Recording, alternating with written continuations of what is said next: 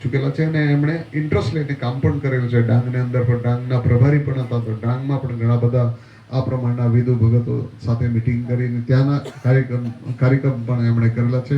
ત્યારે આપણે ચોક્કસ એવું એક પ્રોજેક્ટ બનાવી, એક મોડલ બનાવી અને આપણે સ્ટેપ બાય સ્ટેપ એકી સાથે બધાને નહીં આપીએ તો દર વર્ષે 15-20 જણને લાભ આપશું તો ધીરે ધીરે આપણા વિધુ ભગતોના એક મોડલ બનતા જશે અને એને બધી જ સુવિધા એમાં મળી રહે એવું આપણે આયોજન કરીશું. આ તબક્કે અમને બોલાવીને તમામ ગ્રામજનો વિધુ ભગતો વતી આયોજન કર્યું તે બદલ આપ સૌનો બધાનો ખૂબ ખૂબ ધન્યવાદ. ભારત માતા કી જય. જય જય કરવી.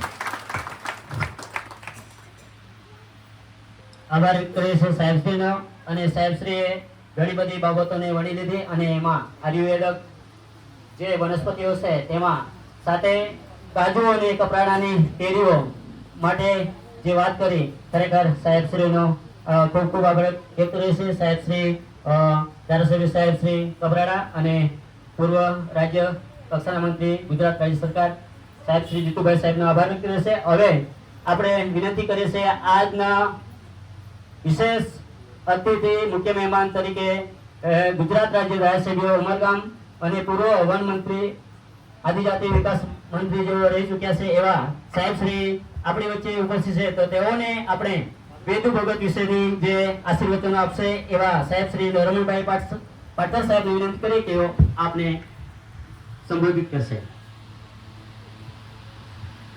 સૌને નમસ્કાર. આપણે સૌને વચ્ચે બિરસા મુંડા ભગવાન અને તેમની આબેહૂબ કૃતિ રજૂ કરી છે એવા એમનું નામ તો મને ખબર નહીં, પણ ભગવાનને નમન કરું છું.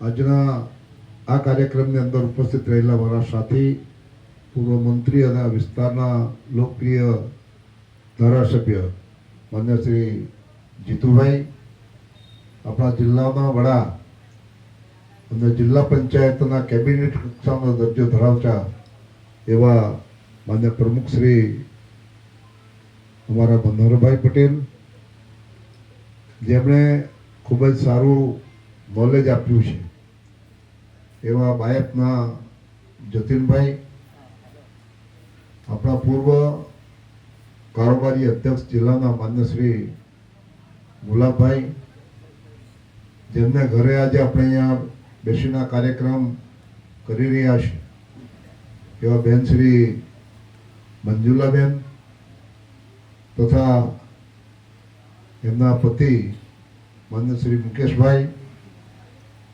જેમના અધ્યક્ષસ્થાને આ કાર્યક્રમ થઈ રહ્યો છે એવા અમારા ઈશ્વરભાઈ, એમના પિતાશ્રી સોનિયાભાઈ,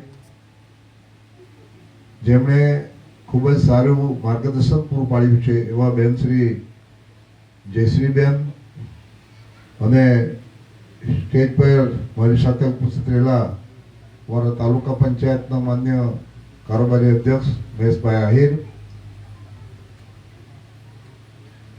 સ્ટેજ પર બિરાજમાન અન્ય મહાનુભાવો, આપ સૌ દૂર દૂરથી ઉપસ્થિત રહેલા ભગતો, વૈદો અને ગામના સન્માન્ય આગેવાનો, સરપંચશ્રીઓ, ભાઈઓ બહેનો અને પત્રકાર મિત્રો.